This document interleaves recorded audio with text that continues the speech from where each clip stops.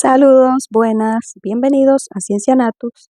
Mi nombre es Yanmi, maestra de Ciencias de la Naturaleza, y continuamos practicando para las pruebas nacionales. Recuerda que dentro del canal vas a ver más videos como este en nuestra lista de reproducción sobre las pruebas nacionales. Sin más preámbulo, vamos a comenzar. Para iniciar este video se presenta otro caso con interpretación de gráficas y dice lo siguiente. Kevin midió la concentración de amonio que se produce con el tiempo en una muestra líquida, obteniendo los siguientes datos. Esos datos son los que están en esa tabla.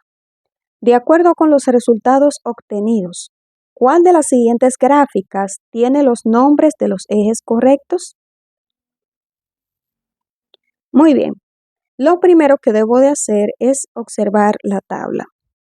Me está dando dos variables, el tiempo y la cantidad de amonio medidos en miligramos entre litro. Entonces, ¿qué significa esta tabla? Que en la hora cero había 100 miligramos de amonio por litro de la sustancia líquida. Entonces, a las 12 horas la cantidad subió a 150. Al final veo que Kevin llegó a registrar los datos hasta las 60 horas y el resultado final fue de 900 miligramos de amonio por litro. Entonces, ya que entiendo esa tabla, voy a observar las gráficas.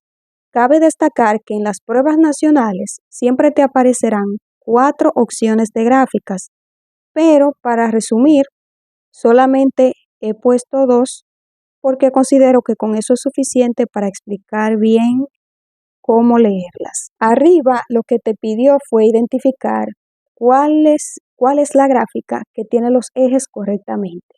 Debes de saber qué es un eje en una gráfica.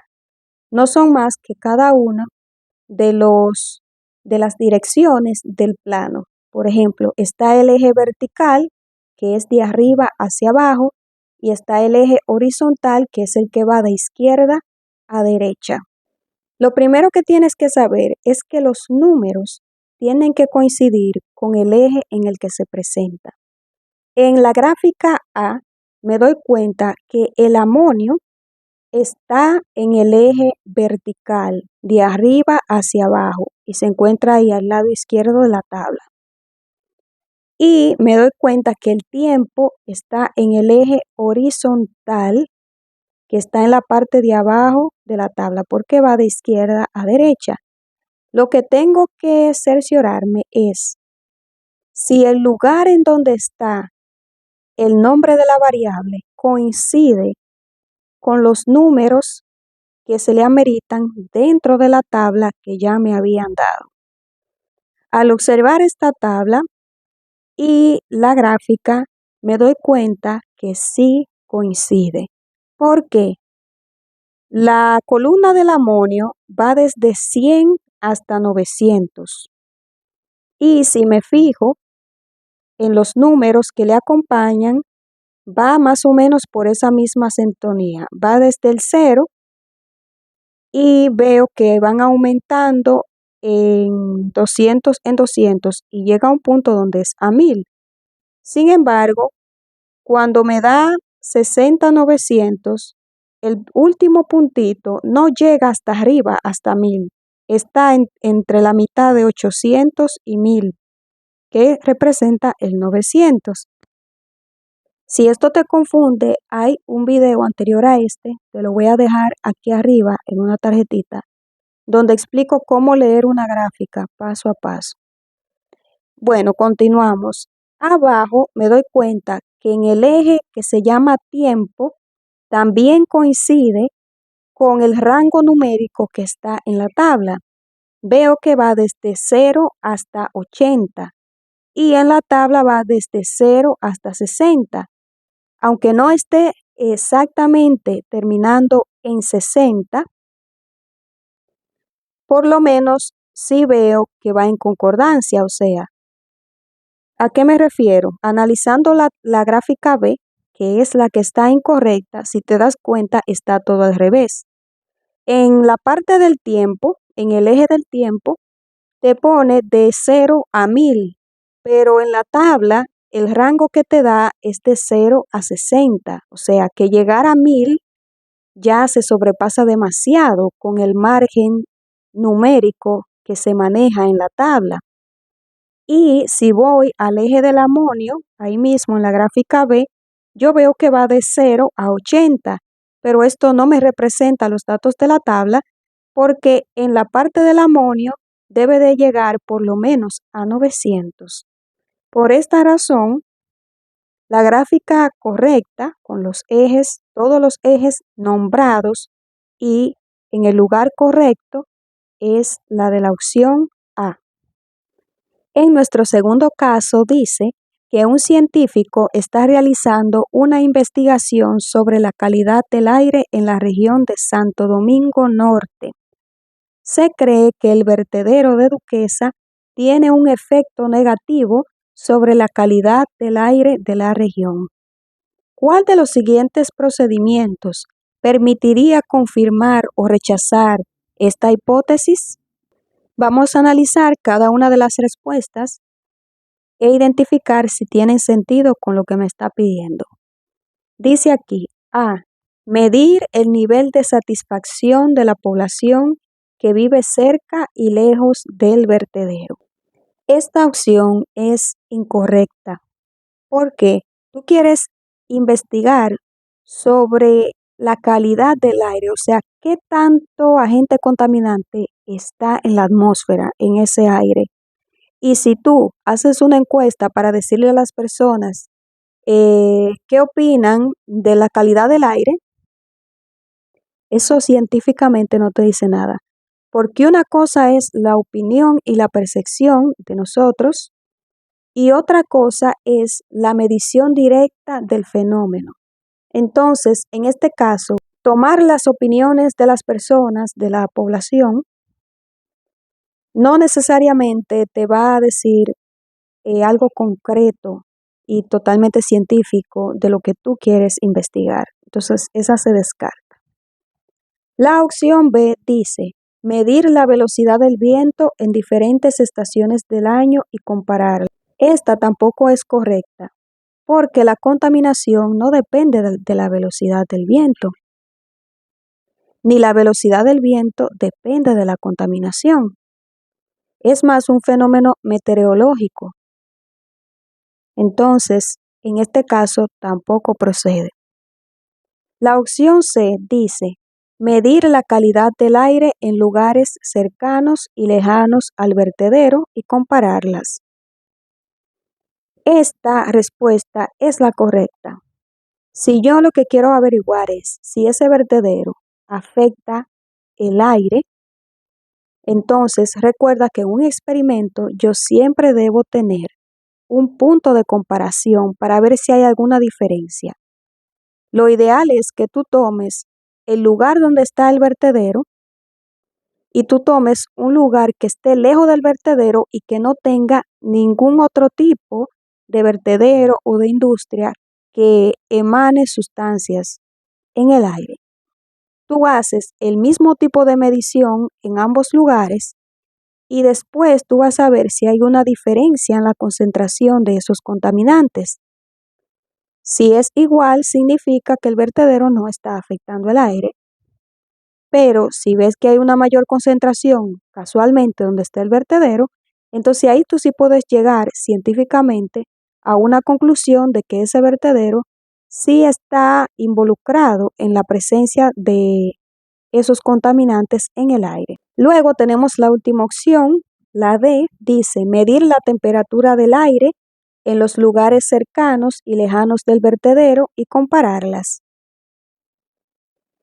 En este caso, te está hablando de temperatura, pero arriba ya te habla de calidad del aire de la región. Y la calidad del aire no es más que la presencia de ciertas partículas. No te está hablando de la temperatura. Ahora, si fuera un estudio sobre el calentamiento global o cómo afecta el vertedero a la temperatura de una región, entonces este experimento es el idóneo. Pero ese no es el objetivo de la investigación. Entonces, por eso es incorrecta. La correcta es la C. Seguimos con este caso que también trata sobre uno de los estados de la materia, que son los gases. Dice que en un laboratorio se almacena un gas en un recipiente sellado. Si la temperatura del recipiente se aumenta, permaneciendo su volumen constante, ¿qué sucederá con la masa del gas al interior del recipiente? Para este caso debes dominar dos conceptos físicos y saber un poquito de cómo se comportan los gases. Esos conceptos son masa y volumen. La masa no es más que la cantidad de materia que tiene una sustancia o un objeto. Es decir, literalmente, la masa es la cantidad de átomos que tiene esa sustancia o ese objeto, mientras que el volumen es el espacio que ocupa esa sustancia o ese objeto. En el caso de los gases, el volumen puede cambiar dependiendo de la temperatura y de la presión. Mientras mayor es la temperatura, es decir, mientras más caliente esté, y mientras menos presión tú le apliques al gas, él va a ocupar más espacio. Pero mientras menos temperatura haya, o sea, mientras más frío esté, entonces menos espacio va a ocupar. ¿Qué pasa? Si tienes un tanque de gas en tu casa y aumenta la temperatura, tú le echaste 500 pesos de gas y aumenta la temperatura, el gas se va a expandir dentro de ese tanque. Bien, ahora el volumen nunca va a ser mayor que el tamaño que ya tiene ese tanque en su interior. Pero ¿y la masa va a cambiar? No, porque son los mismos 500 pesos de gas que hay ahí adentro. La cantidad de átomos que tú echaste de gas en la bomba sigue siendo exactamente la misma, aunque ocupa un volumen distinto dentro de ese tanque. Entonces, vamos a ver las opciones y ver cuál se adecua a este principio químico y físico. A. Aumentará porque la masa aumenta con la temperatura. Incorrecto. La masa no depende de la temperatura. El volumen sí, pero la masa no. La opción B dice permanecerá constante, refiriéndose a la masa, porque el volumen y la presión permanecerán constantes. Esta también es incorrecta. Arriba ya te está diciendo que va a aumentar la temperatura. Eso quiere decir que el volumen de ese gas va a cambiar porque le estás aumentando la temperatura.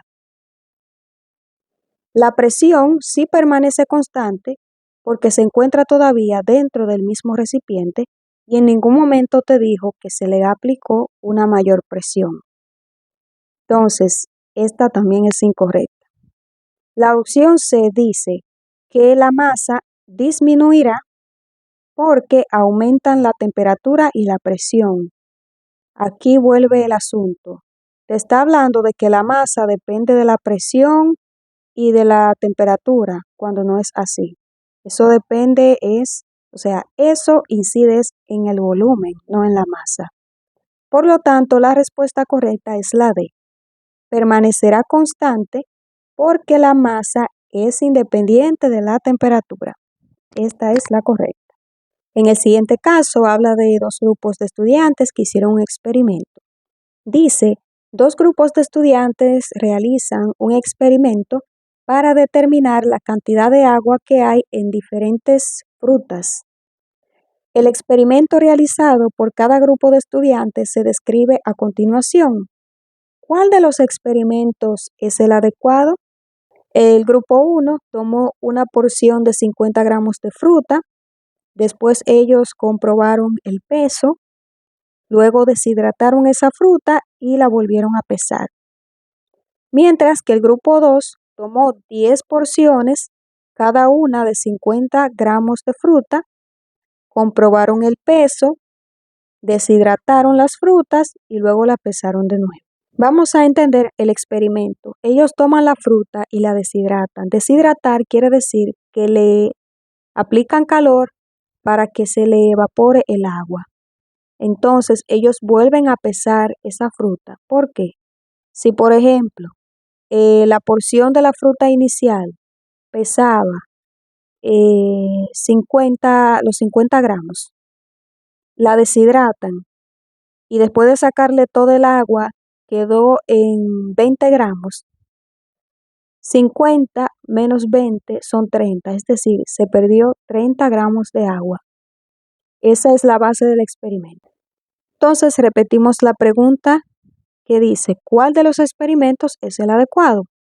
La opción A dice que el del grupo 1, porque permite cumplir con el objetivo sin la influencia de datos innecesarios para el experimento. Esta es incorrecta.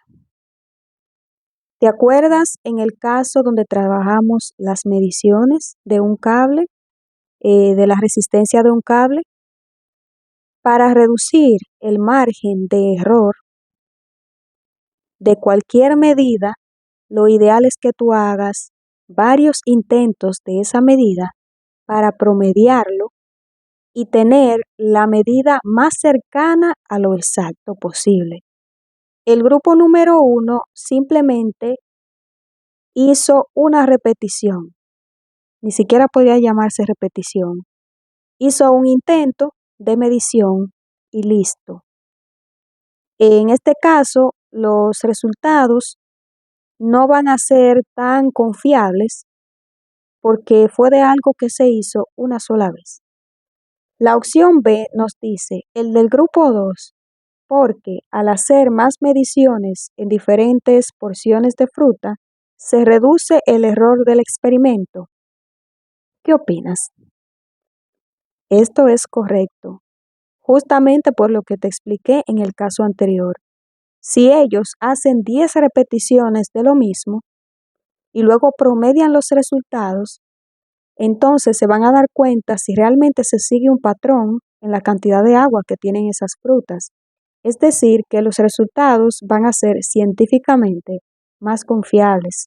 En las otras opciones tenemos la C, dice que ambos son adecuados porque encuentran el contenido de agua sin importar que en el de un grupo se repita la medida.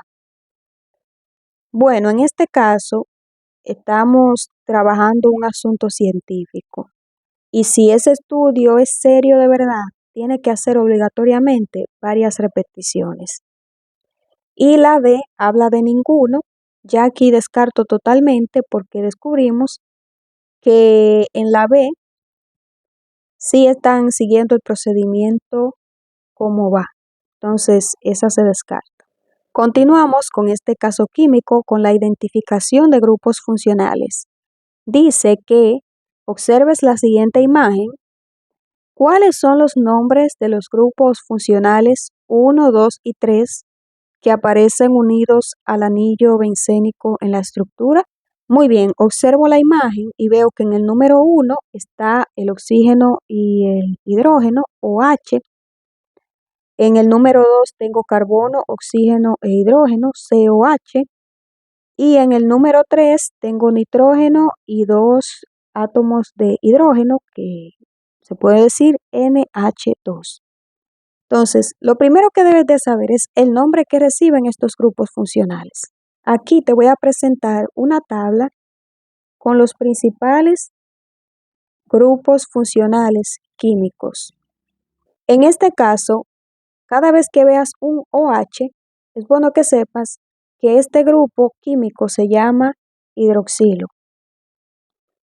En el de COH se llama carbonilo y NH2 es un grupo de amina. Por lo tanto, la respuesta correcta es la A, porque te está dando los nombres correctos de esos grupos funcionales y al mismo tiempo están ubicados en el número correcto. Este es nuestro último caso y dice que un estudiante realizó un experimento en el cual colocó un vaso de agua sobre un mechero hasta que alcanzó la temperatura de ebullición. Al ocurrir este fenómeno, el estudiante observó que desde el fondo del vaso se formaban burbujas. ¿Qué relación tienen las burbujas con este fenómeno? Este caso me parece gracioso porque te puedes confundir. Realmente es muy simple, pero sí sé que hay estudiantes que se pueden confundir. Les voy a explicar por qué. La opción A dice, las burbujas son el aire que contiene el agua y que se desprenden por efecto del calor. Esta es incorrecta, porque ¿qué es el agua? El agua es una molécula H2O, dos átomos de hidrógeno unidos a uno de oxígeno. El agua es eso, el agua es agua. El agua no tiene aire dentro de ella, no tiene aire. Entonces, no puede ser que las burbujas son el aire que se desprende del agua. El aire es el aire y el agua es el agua. Son dos composiciones químicas diferentes y el agua pura no tiene aire adentro. ¿Ok? B. Las burbujas son átomos de oxígeno liberados por el calor durante la ebullición. Esta también es falsa. ¿Por qué? Esas burbujas que salen del agua es porque ésta se ha evaporado. Ojo con esto, yo te había dicho que el agua es H2O. La O es del oxígeno y tú dirás, profe, pero el oxígeno está saliendo. No es el oxígeno que está saliendo en la burbuja, es la misma molécula de agua unida, el hidrógeno unido al oxígeno, lo que se ha evaporado. El oxígeno nunca se despega de los dos hidrógenos que forman el agua. ¿Ok? Si se desprende algo, pues esa molécula que sale hacia afuera, porque ya es un gas, y los gases con la temperatura quieren seguir expandiéndose y salen hacia arriba. La C dice, las burbujas corresponden al agua en estado gaseoso que se libera durante la ebullición. Esta sí es correcta, porque las burbujas no son el oxígeno solo. Las burbujas es la misma molécula H2O de hidrógeno y oxígeno juntas que salen a flote en estado gaseoso. Esta es la correcta. La D dice que las burbujas son bolitas de calor que expulsa el agua para mantenerse fría. Tomen en cuenta que el calor no es materia. El calor no tiene átomos. El calor es un tipo de energía. Tú no puedes hacer una bolita de calor. Eso ha sido todo por el video de hoy.